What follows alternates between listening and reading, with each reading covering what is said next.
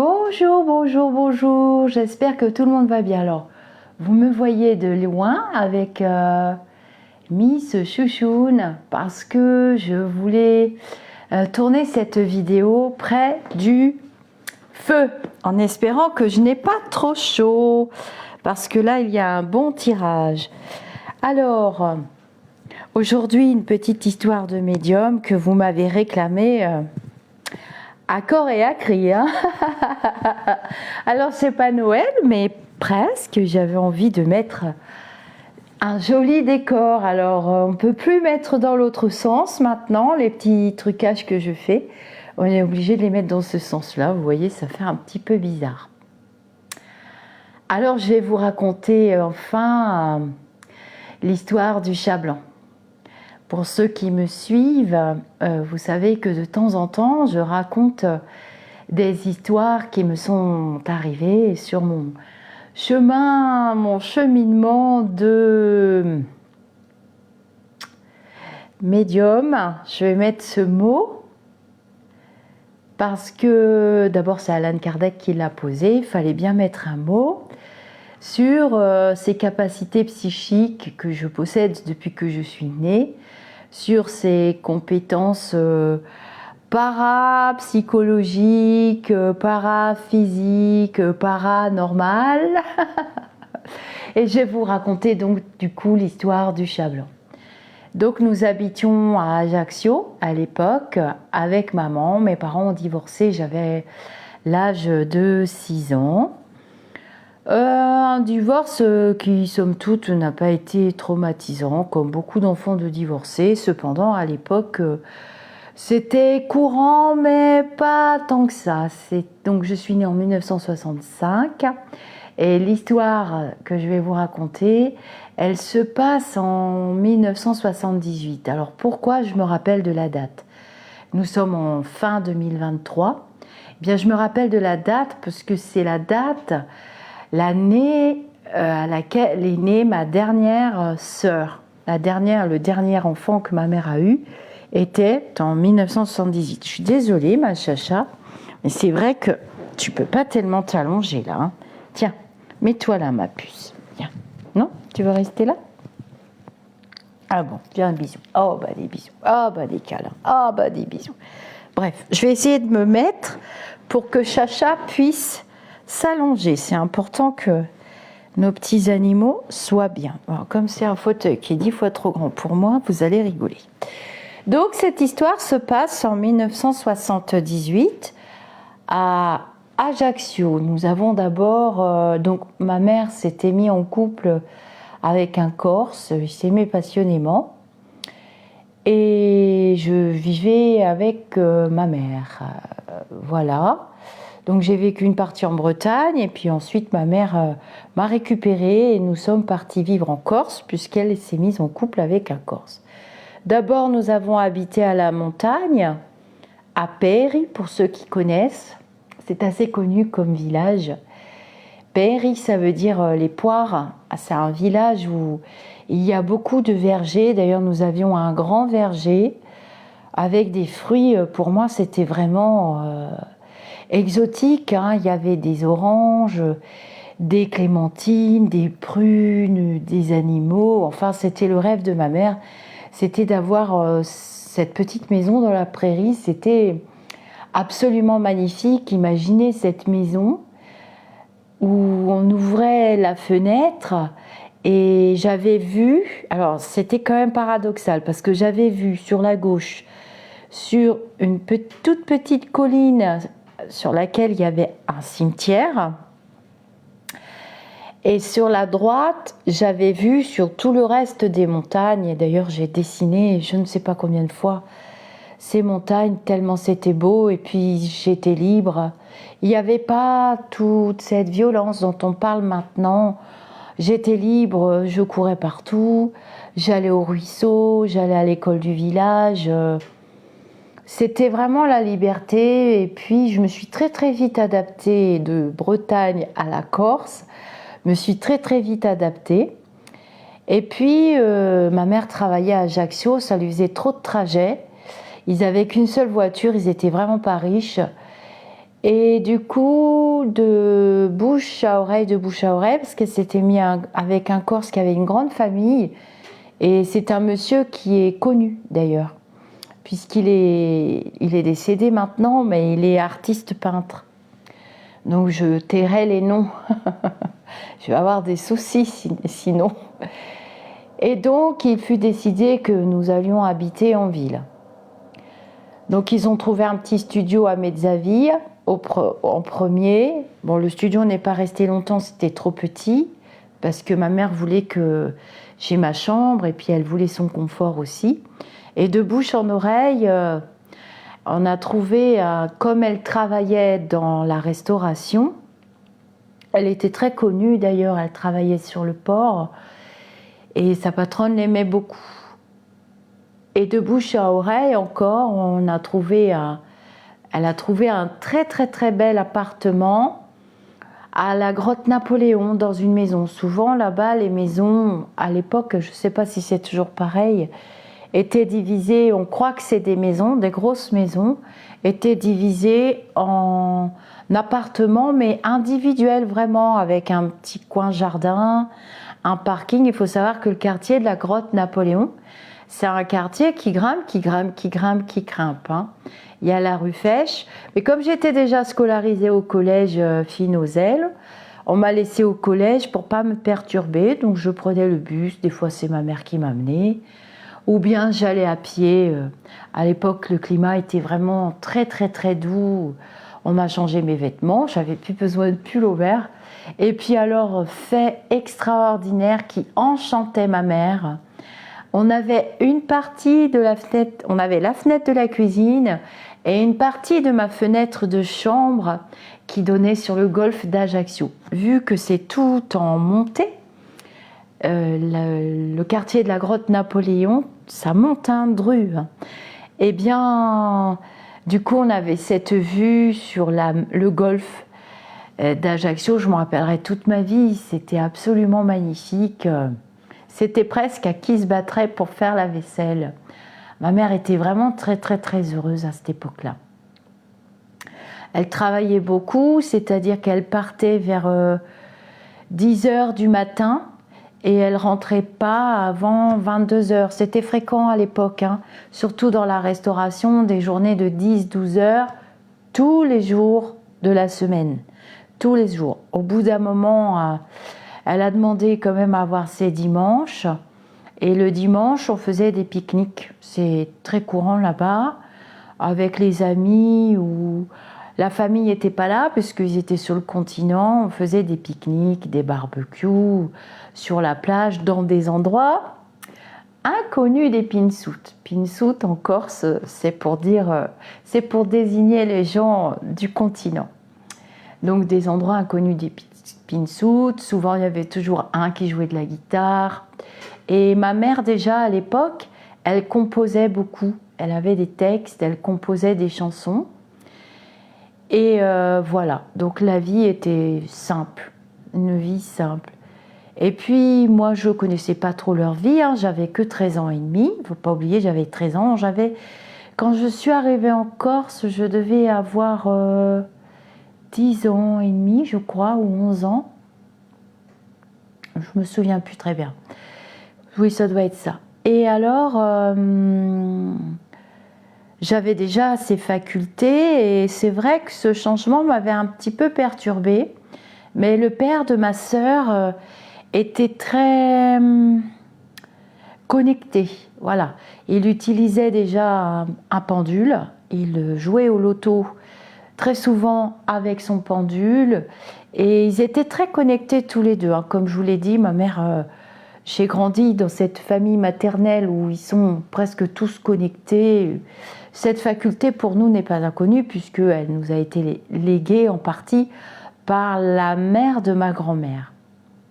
Vous savez, la famille espagnole qui a été obligée, suite à la dictature, aux guerres, d'émigrer en Algérie, qui a été leur pays d'accueil, et qui sont restés là-bas. Ma grand-mère est née là-bas, hein, très imprégnée de cette culture. Voilà. Et donc, nous habitions cette jolie maison. Ma mère s'était fait des amis. Donc, au-dessus de chez nous, il y avait Clara, qui était italienne. C'était la nièce du propriétaire de ces maisons sur ce terrain. Et elle était architecte. C'est elle qui avait conçu ces appartements, maisons. Alors, on était vraiment chacun chez soi. Il n'y avait aucun vis-à-vis. Et en face, donc ça descendait, il y avait une maison avec une vieille dame qui vivait là. Et je me souviens, il y avait des néfliers. Il y avait plein de nèfles. Dès que c'était la saison des nèfles, je me goinfrais de nèfles. Et ma mère me disait, fais attention, hein, ne mange pas trop de nèfles, ça donne mal au ventre, ça donne mal au ventre et tout. Et alors, le couple qu'elle formait avec son Corse est parti en cacahuète. Ben ça, je m'en suis rendu compte qu'après. Et maman était enceinte. Et elle était vraiment très grosse. Le bébé semblait gros. Donc cette dernière petite sœur que j'ai eue. Et elle a eu du mal à mener à terme sa grossesse. Et étant donné qu'elle travaillait 10 à 12 heures par jour dans la restauration, elle n'a pas pu tenir et ça ne plaisait pas à sa patronne qu'elle vienne travailler avec ce gros ventre. Il faut que je vous dise qu'à l'époque, dans la restauration, souvent les gens n'étaient pas déclarés. Elle était en partie déclarée, mais pas tout. Ce qui fait que son salaire, là, c'était important et elle a vite compris qu'on allait avoir des problèmes et qu'elle ne tiendrait pas et son corps s'en est allé. Donc elle s'est retrouvée toute seule, enceinte jusqu'au cou. C'est pour ça que j'ai tardé à vous raconter cette histoire parce que c'est coûteux de me replonger dans certains souvenirs, mais bon, j'ai décidé de le partager avec vous, alors je vais le partager jusqu'au bout. Et alors, oulala, mon feu s'éteint. Alors attendez, je vais rallumer le feu parce que s'il s'éteint, il va falloir que je refasse tout à l'heure. Hop, pas trop quand même parce que sinon je vais sentir le cramer, je vais brûler. Et alors, son corps s'en est allé, il se disputait beaucoup, j'avais remarqué déjà, il s'entendait moyennement bien. Et donc voilà, maman toute seule pour la énième fois. Donc elle avait mis des sous de côté et elle avait des bijoux et moi j'avais hérité de bijoux du papa de mon frère qui m'avait fait de très beaux cadeaux quand j'étais plus jeune, de boucles d'oreilles en or, enfin des bijoux d'assez grande valeur. Je vous parle de ça parce que vous allez voir pourquoi à la suite. Donc maman me dit, je te laisse toute seule, tu n'ouvres à personne, tu fais attention. Mais déjà, toute petite, elle nous inculquait, parce qu'elle avait travaillé beaucoup dans la mode à Paris, son premier métier c'était couturière, puis très jeune elle était passée modiste et chef d'atelier. À 20 ans, elle dirigeait une quarantaine de couturières et elle avait travaillé dans les magasins à Paris. Et donc, elle avait dû vivre des choses assez bizarres parce que tout petite déjà, elle nous apprenait et elle m'apprenait à ne pas accepter des bonbons, à ne pas suivre les étrangers, à ne pas ouvrir la porte ni même la fenêtre quand elle était obligée de me laisser toute seule. Elle a toujours eu un caractère très méfiant des humains et elle a bien fait d'ailleurs, comme si déjà elle prévoyait ce monde plus dur et elle m'en parlait souvent déjà toute petite. Hein. Elle me disait, tu sais, les hommes, les femmes, les humains, enfin, j'étais coachée en permanence. C'était une bonne coach d'ailleurs et elle ne s'est pas du tout trompée parce que vous voyez, 40 ans après. Et déjà à l'époque, elle me parlait avec des mots adaptés d'enfants qu'on volait, de crimes, elle lisait beaucoup, énormément, et c'est une femme déjà, je ne sais pas si je vous l'ai déjà dit, mais je crois que oui. Ma grand-mère a toujours été étonnée parce qu'elle avait sauté 2 classes et on l'avait mise au lycée très jeune à Paris, au lycée Chaptal, qui était un lycée de grande renommée. Elle avait un QI, donc elle avait été suivie par des médecins, des psychologues à l'époque, c'était rare. Elle avait un QI de plus de 160 dans plusieurs domaines. Et donc elle nous coachait, elle me coachait beaucoup. Et très tôt, j'ai appris et j'ai bien fait parce qu'il m'est arrivé d'autres histoires. Et j'ai bien fait parce que j'ai déjà été poursuivie par un pédophile quand j'étais plus jeune, j'avais 14 ans exactement. C'est une autre histoire de médium. Restons avec notre chat blanc. Et donc ce jour-là, elle me dit je dois aller trouver l'assistante sociale. Il n'y avait pas internet, il n'y avait pas le téléphone, il n'y avait pas tout ça, les démarches. Fais attention que ça chauffe pas trop, ça chauffe un petit peu trop. Je vais rapprocher le fauteuil. Attends, nounoun, parce que là, ça va pas. C'est ça qui est... Oh là là. C'est ça qui est un petit peu embêtant, c'est que ou c'est trop ou c'est pas assez. Reviens, ma nounoun. En plus, le micro est parti, désolée. Donc, elle me dit, je vais aller voir l'assistante sociale parce que c'est pas possible, on va pas pouvoir durer comme ça. On va manquer d'argent.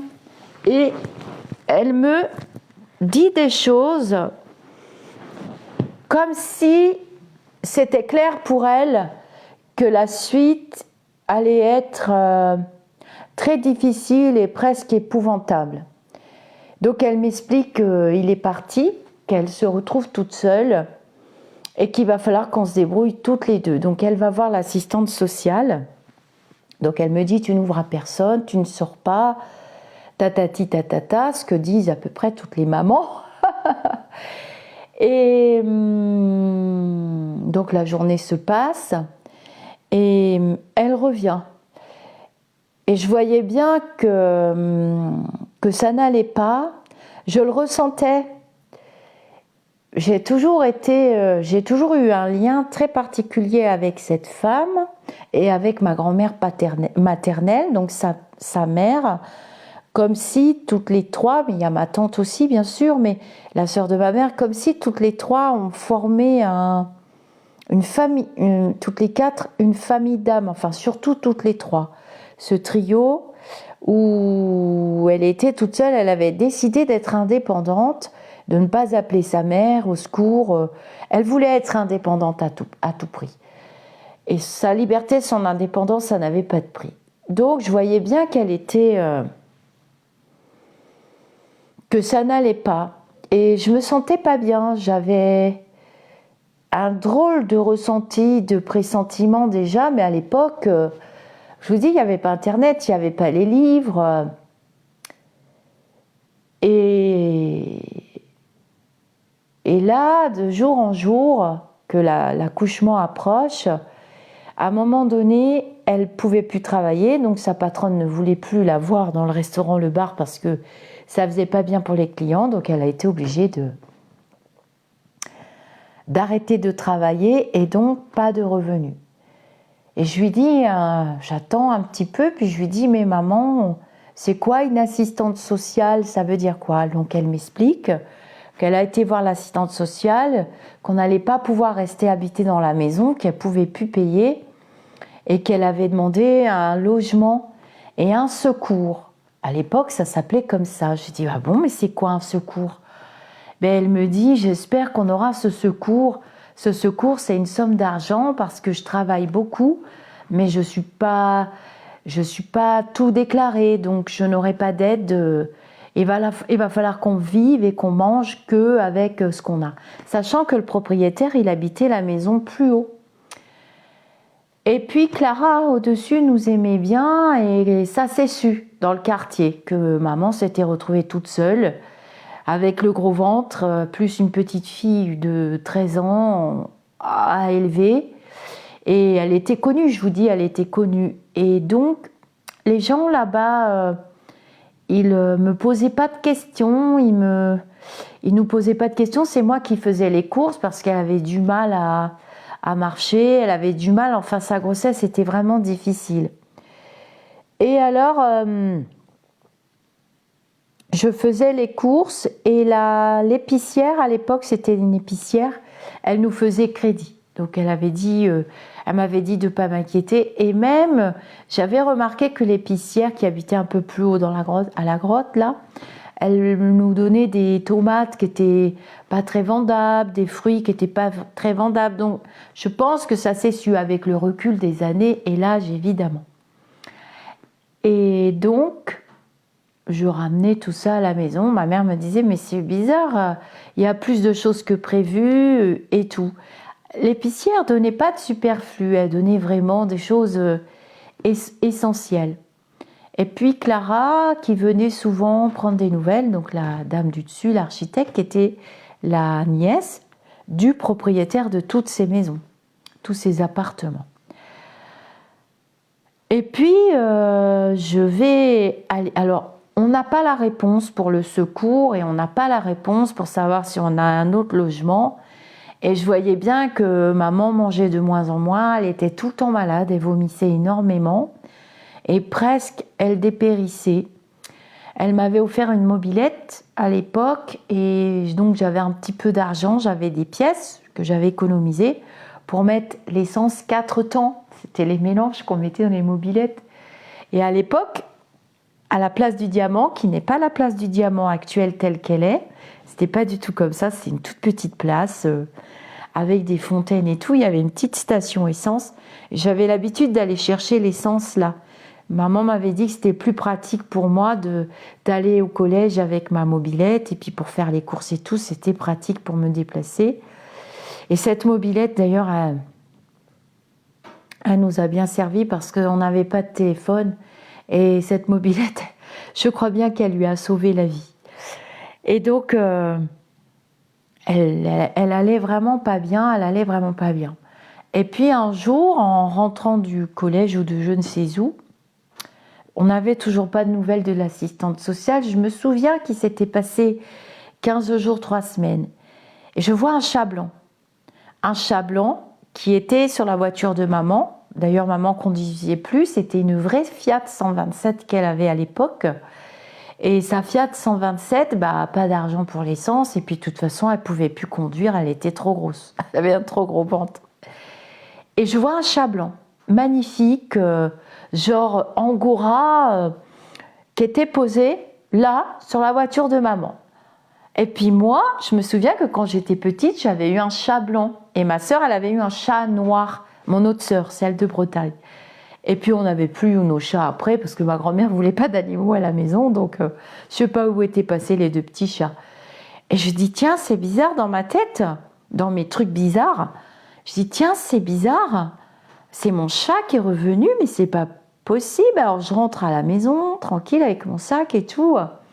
Je dis, c'est pas possible parce que on a un chat blanc. C'est bizarre. Je me retourne. Le chat blanc me regarde avec ses grands yeux verts. Et il était vraiment sur la voiture de maman. Je marche, je me retourne. Le chat blanc était toujours là, sur la voiture de maman, me regardant. Magnifique chat blanc, tout touffu. Voilà. Je me retourne, je dis, oh je vais aller le caresser, c'est bien la première fois que je vois un chat pareil ici. Il y avait des chats de gouttière là-bas. Ça pleurait beaucoup d'ailleurs à la saison des amours. Miaou, miaou, ce qui fait que je confondais des fois avec la dame qui pleure. Il faudra que je vous raconte cette histoire, mais je l'ai déjà racontée, la dame qui pleure. J'ai été poursuivie jusqu'à mon adolescence à peu près par cette dame qui pleure, que ma mère a chassée maintes fois, et qui serait ma mère, ma vraie mère, soi-disant, qui est restée dans l'astral le temps que je revienne faire mon voyage terrestre. Donc, bataille de maman entre ma mère médium et la femme qui pleure. Parce que la femme qui pleure, je me la suis trimballée de presque ma naissance jusqu'à tous nos déménagements, cette femme qui pleure. Et donc j'avais la femme qui pleure en Corse aussi, mais bon, j'avais fini par rendre raison à cette dame qui pleure. Et on l'a laissée pleurer, et quand j'avais trop peur et que j'étais trop fatiguée, ma mère venait pousser une gueulante, et la dame qui pleure finissait par arrêter de chialer et de pleurer. Bon, alors revenons à notre chat blanc, je me retourne, donc je me décide, je me dis, bon, je vais aller chercher ce chat blanc, je vais le montrer à maman, il est tellement beau et tout, plus de chat blanc.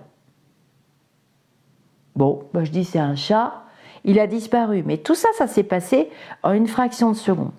Je rentre à la maison, je vois maman, Et je lui dis, maman, tu sais pas, il y avait un énorme chat blanc, genre Alice au pays des merveilles, tu vois, le chat dans l'arbre, qui était sur ta voiture. Il arrêtait pas de me regarder, mais il bougeait pas. C'était bizarre. Elle me dit, un chat blanc, un chat comment? Elle décrit-le-moi. J'ai dit, il avait des grands, grands yeux verts. Il me fixait, me fixait, me fixait. Ça m'a fait un drôle d'effet. Mais il était beau, il avait des grands, grands, grands, grands poils. Il était gros. Bon, je grossissais tout et tout.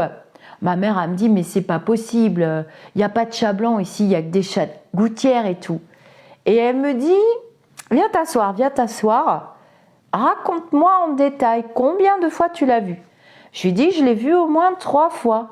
Et puis j'ai dit, la dernière fois, quand j'ai voulu me retourner, je me suis dit, je vais aller te le chercher, ça te fera plaisir, ou je vais aller le caresser. Il n'y avait plus de chat blanc. Où est-ce qu'il était?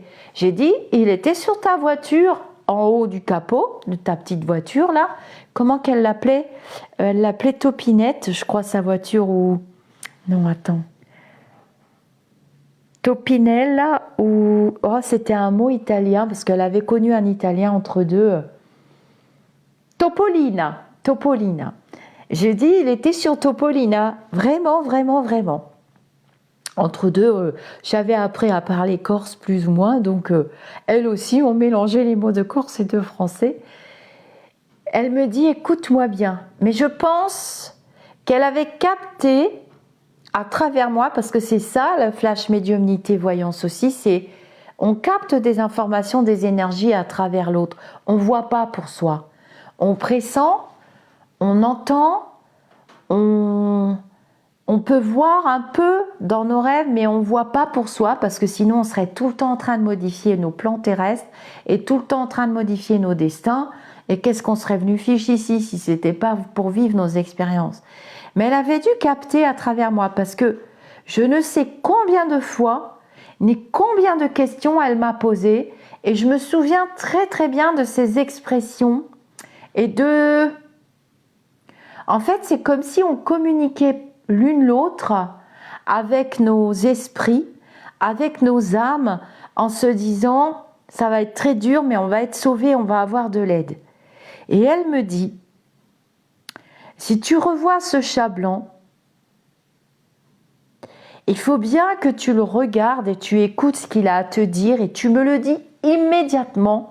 Je veux que tu me dises, si tu revois ce chat blanc, parce que déjà il y avait eu l'histoire du tiercé avec les chevaux que j'ai déjà raconté. J'étais aussi en Corse, on habitait à la montagne. Quand je lui ai donné le tiercé gagnant, qui nous a sorti d'un sacré pétrin avec cet argent. Et elle me dit, si tu revois le chat blanc, ça veut dire que je vais avoir des bonnes nouvelles, on va avoir notre argent, on va avoir notre secours et peut-être même un autre appartement social. Ou alors on va nous payer l'hôpital pour l'accouchement, ou bien je ne sais pas, mais si tu revois ce chat blanc, nous sommes sauvés, toi et moi, et le bébé à venir. Et moi, je regarde maman, j'ai dit, ah bon, tu crois maman qu'on va être sauvés? Mais elle devait savoir quelque chose que je vais vous dire après. Puisque ma mère est médium, donc elle sait, et ma grand-mère aussi. Et elles ont grandi, j'ai grandi dans cette culture. Et n'oubliez pas que dans les pays du Maghreb, Algérie, Maroc et tout, les magies sont très présentes. Ce fonctionnement spirituel, il est presque commun là-bas. Il est presque commun. Bon, après, il y a la religion aussi, mais dans la religion catholique aussi, hein, c'est presque interdit de croire à ces choses-là, qui sont soi-disant diaboliques. Mais voilà, c'est courant quand même là-bas. Et donc, et en Corse, alors là, superstition, plus. Donc, on n'en parlait pas trop. Les jours se passent, mais pas beaucoup de jours. Hein. Peut-être... tous les jours, je regardais si je voyais ce chat blanc. Alors, il y avait des tas de chats, il y avait des piafs, il y avait tout ce que vous voulez, pas de chat blanc. Et puis, j'entends miauler un jour, pareil, en rentrant de je sais pas d'où. J'entends miauler, je me retourne et je vois le chat blanc autour de la voiture. Et paf, il monte sur la voiture, il me fixe, il me regarde. Ce coup-ci, j'ai dit non mais attends, j'ai pas rêvé, hein. Il y a bien un chat blanc. Hein. Je cours à la maison pour dire maman, maman, le chablon est là, le chablon est là, il m'a regardé, maman, maman. Elle court comme elle peut, on sort dehors, pas de chablon. Elle me dit, tu vois, nous sommes sauvés, il n'y a pas de chablon, mais il y a bien un chablon et un beau message, tu vas voir, nous sommes sauvés. Elle reçoit un courrier le lendemain ou le surlendemain, comme quoi il fallait qu'elle se rende au truc là, où il y a les assistantes sociales et la caisse d'allocation familiale. Et je me souviens plus à l'époque, elle me montre qu'un secours lui est attribué, que ses loyers lui seront payés le temps qu'elle puisse accoucher et puis tout ça, et qu'elle aura une prise en charge pour l'hôpital et tout, qu'il faut qu'elle retourne voir l'assistante sociale pour signer les papiers. Je vous raconte pas comment maman s'est mise à presque danser dans la maison, chanter. Elle me dit, je vais te donner une grosse pièce de 5 francs, tu vas aller t'acheter du chocolat, tout ce que tu veux. J'adorais le chocolat, ça n'a pas changé. Elle me dit, on est sauvés, je vais pouvoir accoucher tranquillement, je vais pouvoir dormir tranquille. On est sauvés, on va pas se retrouver à la rue et tout. Alors, elle a été, donc je sais pas comment, elle a dû appeler quelqu'un pour se faire amener, parce que c'était assez loin quand même dans Ajaccio, hein. C'était dans le quartier Laetitia à l'époque, je me rappelle de tout, je connais la ville comme ma poche et tous les alentours. Et donc, elle est revenue, à l'époque on donnait l'argent en espèces, et le loyer il a été payé au propriétaire directement. Alors c'est pas tout, parce que du coup, ce chat blanc, on l'a cherché partout pendant des semaines, des mois, je n'ai jamais revu ce chat blanc. J'ai été voir tous les gens des appartements alentours, toutes les maisons, personne n'avait de chat blanc aux grands yeux verts, avec des grands poils et tout. Et donc ma mère m'explique, elle me dit, quand tu verras des choses comme ça, tu les vois pour de vrai. Tu n'inventes pas. Mais c'est souvent quand on attend. Alors maintenant, bien entendu, vous connaissez les synchronicités, vous connaissez les messages des guides, parce qu'il y a Internet, parce qu'il y a des livres, parce qu'on s'ouvre, on s'éveille à la spiritualité et aux êtres que nous sommes. Mais imaginez à l'époque, elle m'explique tout. Elle me dit, tu as ces capacités, tu es né comme ça, mais quand tu auras des choses dans ta vie qui sont très graves, demande des secours, va voir les êtres humains quand même, mais prie et demande au ciel, et ensuite fais allégeance, et ensuite fais des prières, et ensuite remercie. Ce chat blanc, tu l'as vu, parce que je disais, mais maman, je te jure, je l'ai vu. Elle me disait, oui, tu l'as vu, mais tu vois des choses, mais pas comme les autres. Donc c'est vrai. Ce qui s'en est suivi après, c'est que maman donc a perdu les os. J'étais toute seule avec elle. J'ai pris ma mobilette. J'ai été appelée au secours. Je me rappelle plus tellement des tenants les aboutissants, mais il me semble que c'est les pompiers qui sont venus. Non, je crois que c'est le père de ma sœur quand même qui est venu. Et ils l'ont amenée à l'hôpital. Enfin, je ne sais plus qui c'est qui est venu. Ils l'ont amenée à l'hôpital. Mais ce qui a été très grave, et elle l'avait pressenti parce qu'elle avait mis de l'argent, elle m'avait donné de l'argent. Elle avait rempli le frigo, elle avait fait beaucoup de courses et elle m'avait préparé à ce qui allait arriver. Elle avait un mauvais pressentiment et elle m'avait coachée. Et je n'avais que 13 ans et demi et j'étais toute seule. Là-bas, on n'avait aucune famille. Aucune. J'avais quelques copines, mais c'est tout. Et elle m'avait dit d'en parler à personne. Ni que je suis seule, elle m'a dit, tu dis que tu as ta tante avec toi, ta cousine, qui sont tous venus pour l'accouchement et tout. Ce qui s'est passé, c'est qu'elle a été hospitalisée en urgence. Elle était en état de mourir. Voilà, elle et son bébé.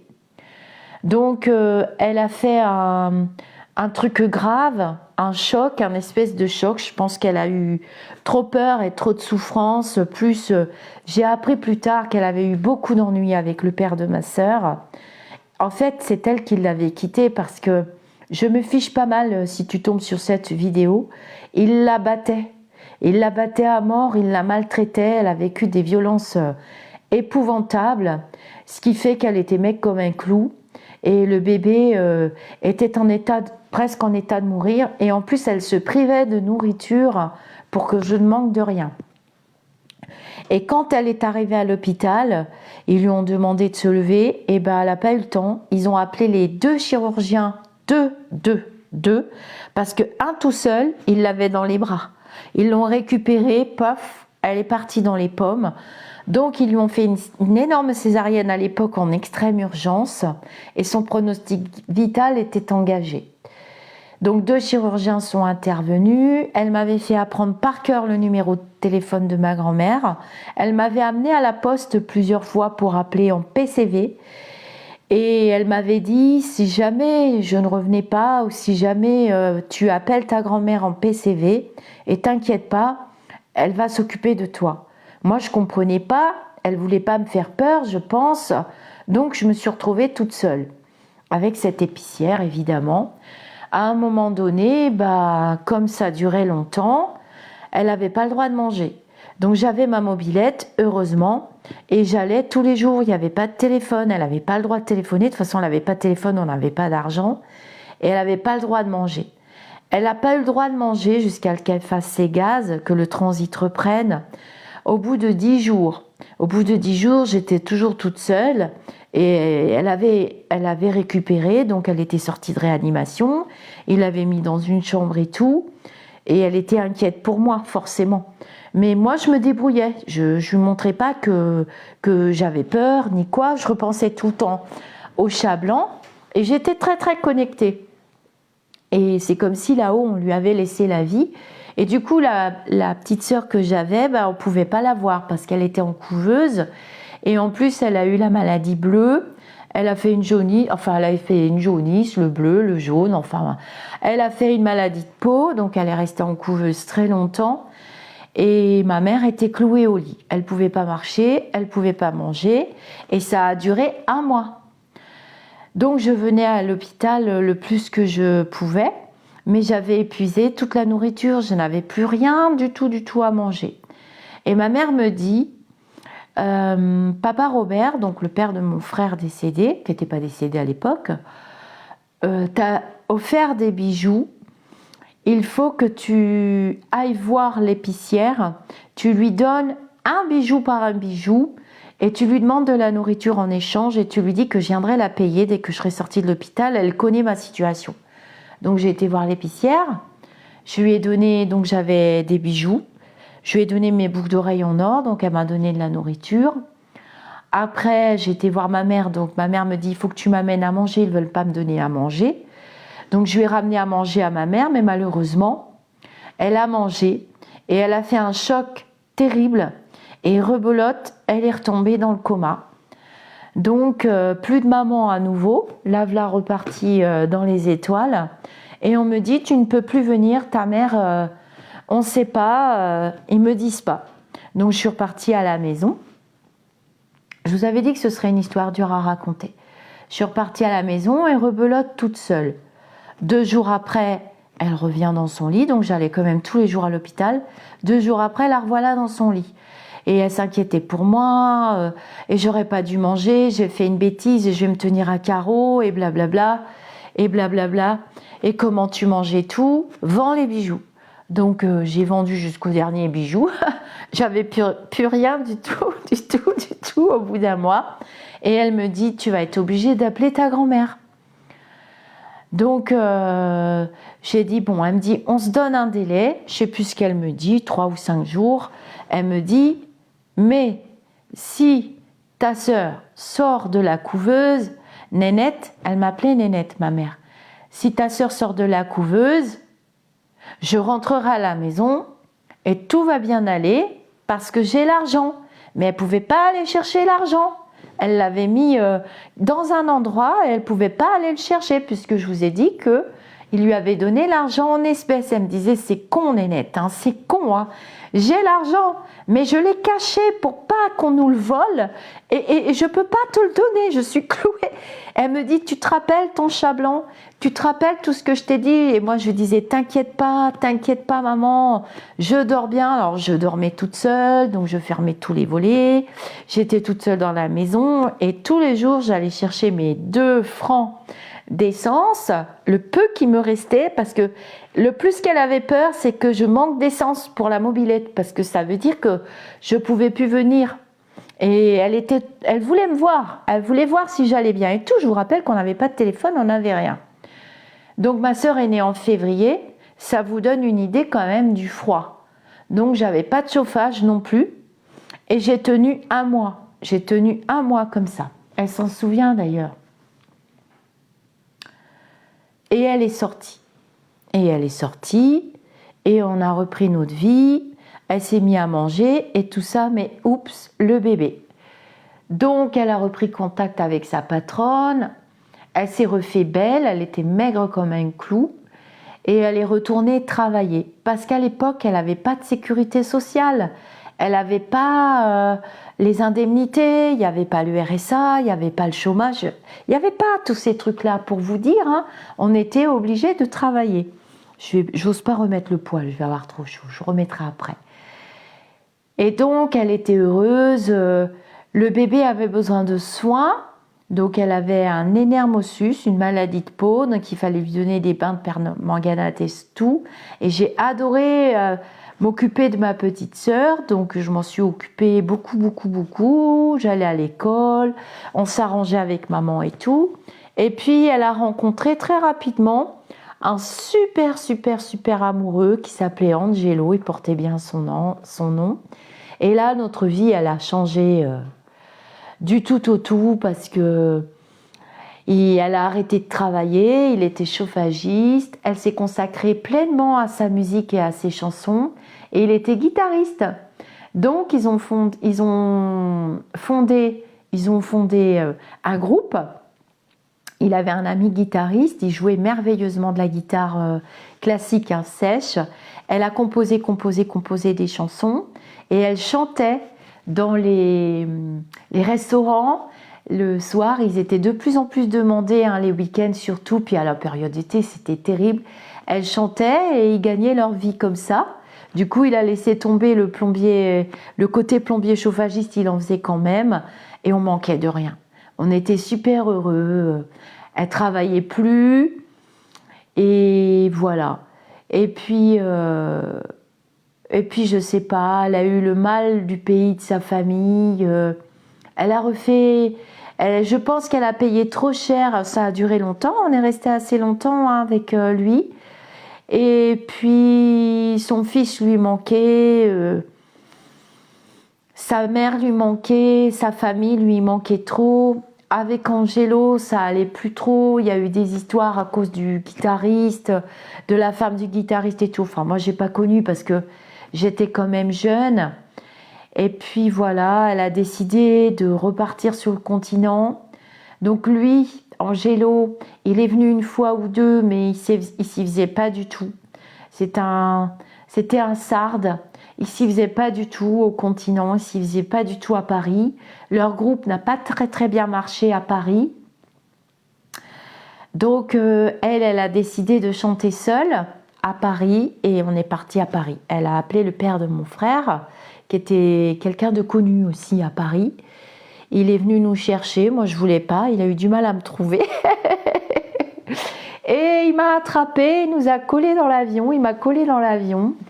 Et on est revenu chez ma grand-mère à Paris. J'étais très heureuse de revoir ma grand-mère maternelle, ma tata, ma famille. Mais j'ai fait une dépression très grave. La Corse me manquait beaucoup, notre style de vie me manquait beaucoup. Et puis maman m'a laissée chez mémé parce qu'elle est repartie travailler. Donc elle a repris ses tournées de chansons dans les bars. Dans les bars, c'était pas des bars, hein, c'est des cabarets. Vous voyez, les cabarets à Paris, il y a beaucoup de cabarets dans le 10e arrondissement, tout ça. Et puis elle a rencontré l'homme de sa vie avec lequel elle est restée 20 ans jusqu'à ce qu'il décède. Entre deux, j'ai affiné mes capacités de médiumnité. Entre deux, elle a continué de me coacher. Moi, j'ai grandi, j'ai fait ma vie, je suis devenue adulte. Et puis, le relais a été pris par ma grand-mère maternelle. Maman s'est mise en couple avec son mari. Elle s'est mariée, carrément. Il l'a épousée, était très, très, très gentil. J'adorais Papy Roland. On l'appelait Papy Roland. Et c'était un homme extraordinaire. Et puis, petit à petit, elle a arrêté de chanter. Et mon frère est décédé. Voilà, mon frère est décédé en 96 et son mari a suivi. Il est décédé juste derrière, quelques mois après. Donc elle a perdu mon frère, elle a perdu son mari. Moi, je faisais déjà ma vie. J'ai rencontré mon mari très très tôt. Et j'ai eu mon premier enfant très très tôt aussi. Et elle a sombré dans la dépression. Ça a été trop trop grave pour elle, trop violent. Donc elle s'est rapprochée de ma grand-mère et de ma tante. Et puis moi j'ai fait ma vie, mes sœurs ont fait leur vie. Et voilà pour l'histoire du chat blanc. Donc on n'a jamais revu ce chat blanc. Tout le temps qu'on est resté là-bas, il n'y avait pas de chat blanc. Et entre deux, j'ai vécu beaucoup, beaucoup, beaucoup d'histoires de médium. Cette faculté a grandi, elle a mûri. J'ai toujours eu des flashs de la même manière que ma mère en a eu. Et quand je vous dis qu'elle m'a préparée à cette situation, elle ne savait pas qu'elle allait être hospitalisée plus d'1 mois. Elle ne savait pas qu'elle allait frôler la mort encore, parce que ce n'était pas la première fois que ça lui arrivait. Elle avait eu un très grave accident quand elle avait 16 ans et demi. Elle a fait une NDE à l'époque. On parlait beaucoup avec ma grand-mère et ma mère après. Elle a fait vraiment un aller-retour. Là-haut, elle a eu je ne sais pas combien de jours de coma profond, destinée à mourir, pronostic vital engagé plus. Et elle a fait comme ça 2 NDE en fait, en tout et pour tout, ce qui a décuplé ses facultés. Et elle m'a beaucoup, beaucoup, beaucoup coachée sur mon chemin spirituel. Elle ne voulait pas que je devienne quelqu'un de mauvais, de méchant. Elle ne voulait pas que je dédie ma médiumnité aux forces de l'ombre.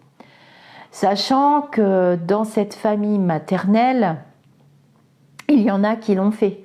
Les sœurs de ma grand-mère.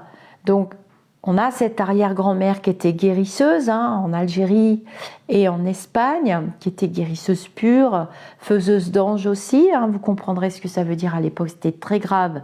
On pouvait être fusillé pour ça. Et elle était aussi accoucheuse et magnétiseuse. Et les gens venaient de très très très très loin, de bouche à oreille, pour venir la voir pour les sortilèges, les filtres d'amour, pour la voyance, pour plein de choses. Mais il y a de ces filles terrestres qui ont ces facultés aussi et qui les ont utilisées au service des forces de l'ombre, et elles ont fini très très mal et très très tôt surtout. Et ma mère ne voulait pas. Elle s'est beaucoup battue pour ça. C'est tentant quand on a ces facultés de très très haut niveau, sans aucun ego de ma part, c'est tentant de se dédier aux forces de l'ombre et de gagner beaucoup d'argent, d'avoir le pouvoir, d'avoir la gloire, l'ego, le pouvoir, l'argent. C'est très très tentant. Mais j'ai toujours eu ces garde-fous terrestres, donc ces femmes. Et puis ma mère me disait encore il n'y a pas longtemps, je sais que vous l'aimez beaucoup, il n'y a pas longtemps j'ai reçu des petites nouvelles, on donne des petites nouvelles, et je lui ai dit, parce qu'elle me dit mais comment j'ai pu réussir à faire une enfant aussi lumineuse? Mais je lui ai dit maman, tu m'as conçue dans un amour pur avec mon père terrestre. Vous vous aimiez, vous étiez pur, vous étiez beau. Quand on a une vibration d'amour, quand on a une intention de pureté, tout est dans le pouvoir de l'intention. je l'ai compris assez tôt et je comprends tout de suite en 4 secondes chrono, et on peut tous le faire cet exercice, l'intention d'une personne. Quand on a une mauvaise intention, quand une personne a une mauvaise intention ou qu'elle ne m'aime pas, je le sais immédiatement. Et on vit vraiment dans un monde d'hypocrites et de fauchetonneries, et même dans le milieu dans lequel j'évolue, eh bien c'est encore pire que dans les autres milieux. J'ai évolué dans l'éducation nationale, j'ai évolué dans la restauration, parce que ma mère a eu aussi sa propre affaire, ses propres affaires quand elle était jeune. Elle a gagné beaucoup d'argent, des grosses voitures, des bijoux, des fourrures. Au bout d'un moment donné, ça ne l'intéressait pas. Elle est passée à autre chose, elle a changé de multiples fois de vie, elle a créé sa réalité, sauf qu'elle a été rattrapée à la fin par des choses affreuses. Mais le pouvoir de l'intention, je l'ai appris très très tôt, et ça, ma grand-mère maternelle me l'a bien expliqué. Voilà. La personne vient avec une intention, les personnes viennent avec une intention, et les situations ont aussi un égrégore d'intention. Et quand je vais vivre une expérience, et ma mère le savait puisqu'elle m'a coachée, elle le savait et elle n'en démordait pas. Et elle m'avait coachée. Mais je pense qu'au fond d'elle-même, elle savait qu'on allait s'en sortir et qu'elle n'allait pas mourir. Voilà. J'ai pas perdu ma mère de cette manière. Je l'ai perdue parce qu'elle a perdu des êtres chers et que son âme, son esprit a été trop amoché. Voilà. Et c'est pour ça qu'elle reste aussi en retrait et qu'elle n'aime pas se montrer, se montrer sur les réseaux sociaux et tout. Mais en même temps, on doit le faire. On doit le faire parce que ces facultés psychiques existent et qu'il y a énormément d'enfants soleil et d'enfants bleus et qu'on doit, arc-en-ciel ou bleu, et qu'on doit transmettre. Ma grand-mère me disait, mais il faut de la relève, il faut bien transmettre ce qu'on sait, il faut bien transmettre le savoir, il faut bien transmettre les connaissances, le savoir, les connaissances, le savoir et les connaissances. Et comprendre si on veut être ou avoir. Moi, j'ai choisi d'être. Et je l'ai dit à ma mère. J'ai dit, moi, j'ai choisi d'être. Et tu m'as rendue indépendante. Et tu m'as laissé libre de mes choix, comme ma grand-mère maternelle l'a fait. Quelqu'un qui a l'intention de se séparer de vous, quelqu'un qui a fait le choix d'une autre route, quelqu'un que vous aimez passionnément, c'est pas les filtres d'amour qu'on va vous vendre très très cher qui vont le faire revenir. Vous allez vous prendre une charge négative en plus. Non, c'est que l'expérience, elle est à vivre et qu'il faut aller jusqu'au bout. Et cette histoire du chat blanc, vous voyez, elle remonte à 1978 et je m'en souviens encore. Et toutes ces histoires de médiums que je vais continuer de vous livrer, j'en ai d'autres. J'en ai vécu une de très très belle. J'ai commencé à la raconter à la conférence que j'ai faite sur Alan Kardec. J'ai pas fini de travailler avec Monsieur Kardec. Je vais vous raconter comment nous avons fait la connaissance d'Alan Kardec, ma grand-mère maternelle et moi. Et je vais vous raconter dans une autre vidéo, plus tard, ça se déguste avec parcimonie, je vous raconterai comment cette grand-mère m'a dit « Tu dois absolument étudier l'œuvre de ce monsieur et ne me demande pas pourquoi. » Elle me mettait le livre dans la main.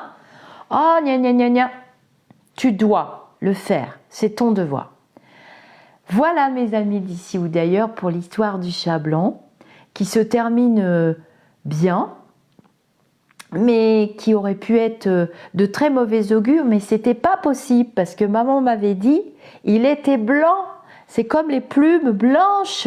J'aurais pu trouver des tapis de plumes blanches, mais ça m'aurait pas parlé du haut de mes 13 ans. J'aurais pas compris. Alors que ce chat blanc, à la manière de Alice au pays des merveilles, vous savez, le chat qui est dans l'arbre avec sa queue qui bouge. Et c'était exactement pareil. Alors que je n'avais pas vu Alice au pays des merveilles à l'époque. Il n'y avait pas de télé, il n'y avait pas tout ça. On était épargnés de tous ces immondices qu'il y a partout.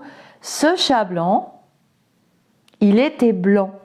Et ma mère m'a dit très tôt les couleurs dans les rêves, les couleurs dans mes visions. En fait, je l'ai vu avec mon âme, ce chat blanc, avec mon troisième œil. Mais ce message, il n'était pas pour moi, il était pour ma mère. Parce qu'elle avait ces mauvais ressentis, ces mauvais flashs, et elle me préparait sans arrêt. Et elle m'avait tout dit, tout expliqué, pour faire à manger, pour ça dans le frigo, pour l'épicière, pour les bijoux. Papa Robert t'a donné plein de bijoux, n'oublie pas, ne les montre à personne, ne dis à personne que tu es toute seule. C'est quand même rigolo. Elle est enceinte. On pourrait croire que voilà, on va accoucher, c'est fini, on rentre 3 jours après. Ben non, non. Elle est restée 1 mois et en plus, elle a fait 2 comas et 2 fois la réanimation. Donc si ça, c'est pas un signe, ce gros pépère tout blanc que j'ai jamais revu de ma vie, ben écoutez, moi, je veux bien manger mes tarots avec du Nutella. Hein. Je vous fais des gros bisous.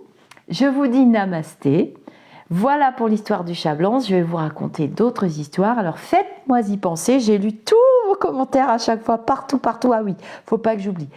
Il faut que je vous mette en vidéo isolée l'histoire du tiercé. J'ai un doute. Je sais qu'il y en a qui me suivent depuis le début. J'ai un doute. Si je vous ai mis en vidéo séparée l'histoire du tiercé, j'ai un gros doute. Mais je ne crois pas.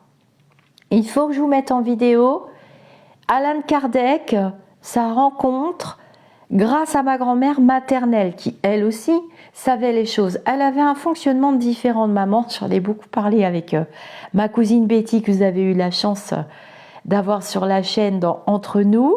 D'ailleurs, il faut que j'extrais le passage et que je vous le rediffuse où on raconte notre grand-mère qui avait cette faculté mais qui ne nous disait pas les choses parce qu'elle nous laissait notre libre arbitre. Mais des fois, elle nous les disait et on n'écoutait pas. C'était une femme exceptionnelle qui est très présente sur le plan terrestre. Et je vous raconterai les petites farces qu'elle m'a fait dernièrement. Enfin, c'est pas des farces, c'est des messages que je reçois, que j'ai reçus d'une médium qui n'est pas connue. Et que je reçois maintenant tout simplement, donc elle commence à fonctionner par les odeurs, et des odeurs que je connaissais, hein. Le café, les choses comme ça, et même mon mari des fois il fait « Oh !» J'ai dit « Bah oui, tu vois, Mémé elle est en train de te sermonner là, tu vois, quand tu vas sentir cette odeur-là. » Alors depuis le festival, on ne vous demande pas d'y croire, à Mérigny, dans le Nord, j'ai rencontré des gens exceptionnels dans les mêmes vibrations que moi, où moi je me sentais plus petite. En fait, tout le monde n'arrêtait pas de me dire « Mais arrête Lisa, on te connaît, c'est pas la peine de donner ta carte de visite. On est abonné à ta chaîne depuis longtemps, tu sais, et les uns et les autres. » Et j'ai rencontré des personnes qui ont accepté de venir témoigner sur la chaîne, ici, au-delà du spirituel, et qui ont accepté d'être amis. Voilà, l'amitié est très importante. J'ai vécu mes pires cauchemars pendant 1 an et je crois que je vais vivre mes plus beaux bonheurs là pour les années à venir parce que j'ai fait des rencontres où en effet miroir, je me suis dit « Ah mais c'est génial, il est génial ce petit bonhomme du Philippe parce que il a réuni des personnes sans le savoir, avec son cœur, hein, vraiment. Il ne sait pas où il va mais on y va.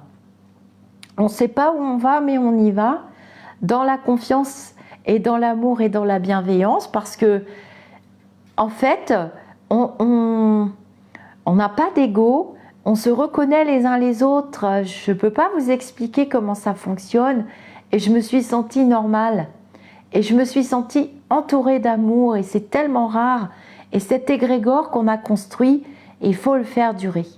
Voilà, et il faut le partager avec vous, et avec le plus de personnes possible. Donc, merci pour toutes les personnes qui arrivent sur la chaîne, les nouveaux abonnés. Merci pour vos commentaires.